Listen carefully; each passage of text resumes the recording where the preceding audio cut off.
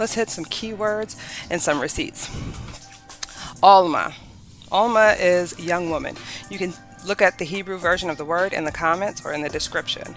Isaiah 7:14 says, "An Alma shall conceive." That word means young woman, not virgin. But Christian translators, looking to make Jesus' birth a miracle, swapped it for virgin, and boom, we got centuries of purity culture, Madonna virgin obsession, and little girls who are terrified that their worth is dependent upon their hymen. Please, lost in translation. Number 2, euangelon, good news. This is where we get gospel. But here's the thing. In the Roman Empire, good news was not spiritual. It was political propaganda. Think of a news cover. Good news, Caesar won another war. Early Christians flipped that into good news, Jesus is Lord, not Caesar. What it was then was treason dressed as worship. Ecclesia, assembly. In Greek, it literally means the people gathered, they got together. But the King James Version translates it as church, and suddenly faith belongs to buildings and bishops instead of people, humans, living bodies. That little translation paid the mortgage on a whole bunch of cathedrals. Lo tirtash. Lo tirtsach. Sorry. You shall not murder. This one kills me, pun intended.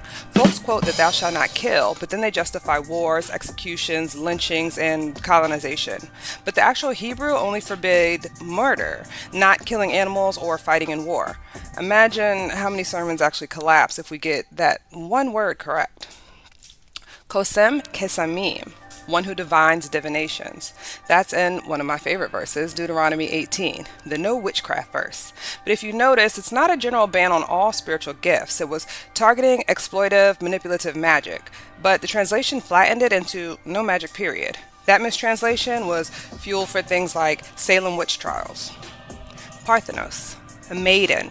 In Greek, a maiden can mean virgin or it could just mean unmarried. The translators decided to use virgin because, it looks a little more spicy, I guess. I don't know. But that one word, it shapes Catholic celibacy rules, Marian devotion, and purity culture on every single continent. Tyrannos, a tyrant.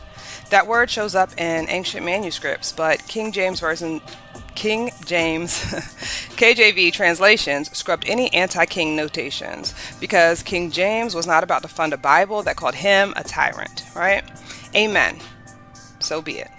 We shout it at the end of the prayers. We shout it at the end of our prayers like it's a period at the end of a sentence. But in Hebrew and Greek, it's a word of collective agreement. It's a word of alignment. We stand with this. We are in agreement with it. It's not passive. It's active alignment. So those are just 8 examples, and there's many more that I could go through. But I think that you understand the point.